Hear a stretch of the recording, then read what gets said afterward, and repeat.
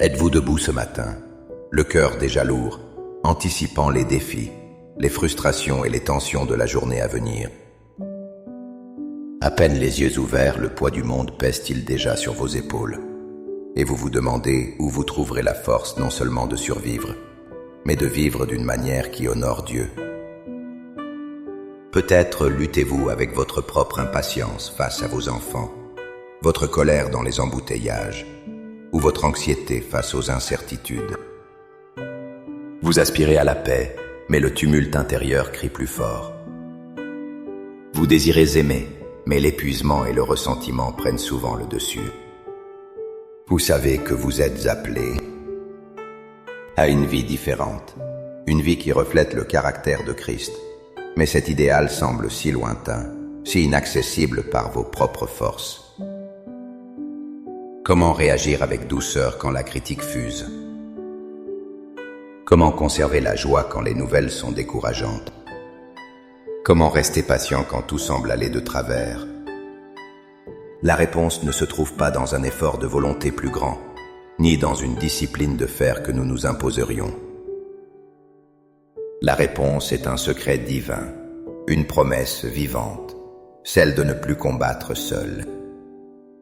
Il existe une source de force inépuisable, une puissance transformatrice capable de faire fleurir un jardin de vertus divines au milieu du désert de notre humanité.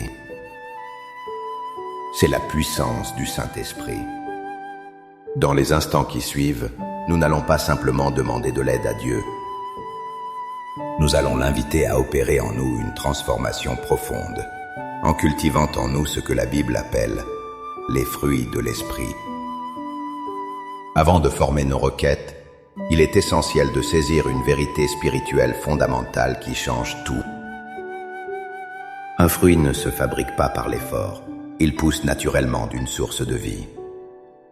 Un pommier ne se crispe pas pour produire une pomme. La pomme est la conséquence naturelle de la sève qui coule en lui. De la même manière, l'amour, la joie, la paix, la patience, la bonté, la bienveillance, la fidélité, la douceur et la maîtrise de soi ne sont pas des qualités que nous devons construire de toutes pièces. Ce sont les fruits qui poussent naturellement en nous lorsque nous sommes connectés à la source de vie, Jésus-Christ, par la puissance du Saint-Esprit. Jésus lui-même nous donne cette image puissante dans l'évangile de Jean, au chapitre 15, lorsqu'il dit « Je suis le cep, vous êtes les sarments. Celui qui demeure en moi et en qui je demeure porte beaucoup de fruits, car sans moi, vous ne pouvez rien faire. » Remarquez bien, il ne dit pas « sans moi c'est plus difficile ». Il dit « sans moi, vous ne pouvez rien faire ». Toute tentative de produire la patience ou la paix par notre seule volonté est comme un sarment coupé de la vigne qui essaierait de faire mûrir un raisin. C'est un effort voué à l'échec et à l'épuisement. La clé n'est donc pas d'essayer plus fort, mais de demeurer plus profondément. L'apôtre Paul confirme cela dans l'épître aux Galates, lorsqu'il liste ces fameux fruits. Il ne les présente pas comme un code de conduite à respecter, mais comme la manifestation extérieure et visible d'une vie intérieure habitée par l'Esprit de Dieu. Ainsi, notre prière de ce matin change de nature. Ce n'est plus une liste de commandes désespérées adressées au ciel. C'est un acte d'abandon et de connexion. Nous ne disons pas « Seigneur, donne-moi la patience », mais plutôt « Seigneur, connecte-moi si profondément à toi que ta patience coulera en moi. Fais de mon cœur une terre fertile où ton esprit peut librement cultiver ses fruits. » Maintenant, avec cette assurance que ce n'est pas par notre force, mais par son esprit, préparons notre cœur. Trouvez un endroit calme, même pour quelques instants. Asseyez-vous confortablement, fermez les yeux si vous le souhaitez, et respirez profondément. Laissez ces paroles devenir le pont entre votre âme et le trône de la grâce. Prions ensemble. Père céleste, mon Créateur et mon Dieu, en ce début de journée, je me présente devant toi non pas avec ma force, mais avec ma faiblesse. Je viens tel que je suis, avec mes luttes, mon agitation intérieure et mon incapacité à vivre pleinement selon ta volonté. Je reconnais que par moi-même, je suis incapable de produire le fruit que tu désires voir dans ma vie. Je viens donc à toi, la source de toute vie. Seigneur, je dépose maintenant à tes pieds le fardeau de mes efforts infructueux. Je renonce à la frustration de mes échecs répétés. Je te remets mon impatience qui blesse ceux que j'aime. Je t'abandonne mon anxiété qui vole ma paix et ma joie.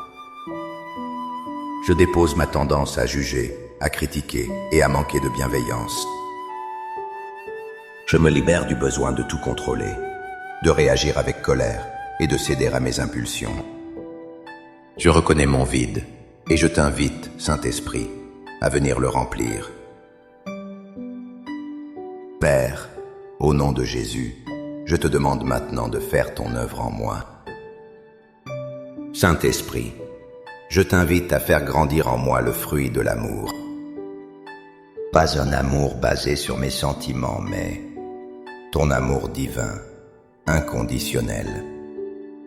Un amour qui me pousse à servir même quand je suis fatigué, à pardonner même quand j'ai été blessé, et à voir les autres avec tes yeux.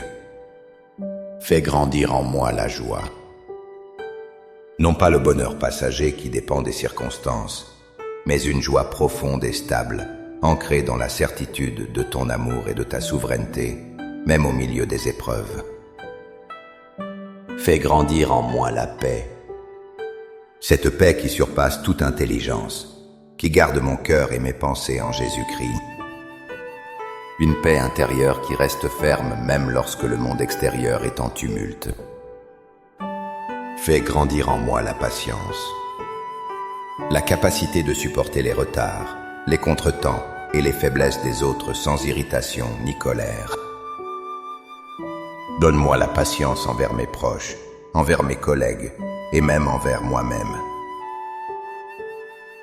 Fais grandir en moi la bonté et la bienveillance. Que mon cœur soit rempli d'une véritable gentillesse. Que mes actions et mes paroles soient une source d'encouragement et de réconfort pour ceux qui croisent mon chemin aujourd'hui. Fais grandir en moi la fidélité. Rends-moi fiable et digne de confiance dans mes engagements envers toi et envers les autres. Que je sois fidèle dans les petites comme dans les grandes choses. Fais grandir en moi la douceur. Arrache de moi toute dureté, toute arrogance et toute parole cassante. Remplis-moi d'une humilité qui me permet de répondre avec grâce plutôt qu'avec agressivité. Et enfin, Saint-Esprit, fais grandir en moi la maîtrise de soi. Donne-moi la force de dominer mes pensées, mes paroles, mes émotions et mes appétits. Aide-moi à dire non à ce qui te déplaît et oui à ce qui t'honore. Par la foi, je reçois maintenant cette œuvre de transformation. Je crois que tu es à l'œuvre en moi, même si je ne le vois pas encore pleinement. Je ne suis plus seul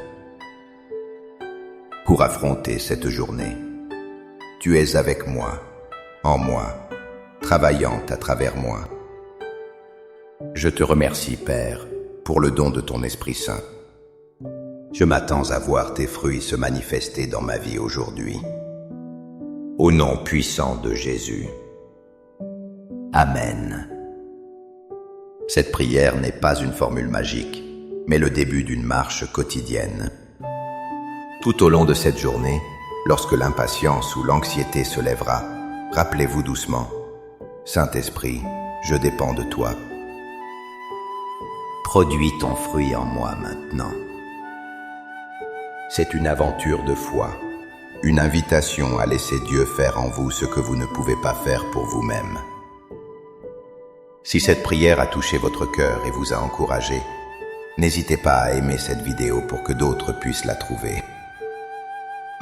Partagez-la avec quelqu'un qui a besoin de paix et de force ce matin. Et si ce n'est pas déjà fait, abonnez-vous pour continuer à grandir ensemble dans cette marche de foi. Pour sceller votre engagement ce matin, écrivez dans les commentaires cette simple déclaration de foi. Saint-Esprit, travaille en moi aujourd'hui. Chaque commentaire est une affirmation de votre dépendance à Dieu et un encouragement pour les autres. Que la grâce du Seigneur Jésus-Christ, l'amour de Dieu le Père et la communion du Saint-Esprit soient avec vous aujourd'hui et toujours. Soyez bénis.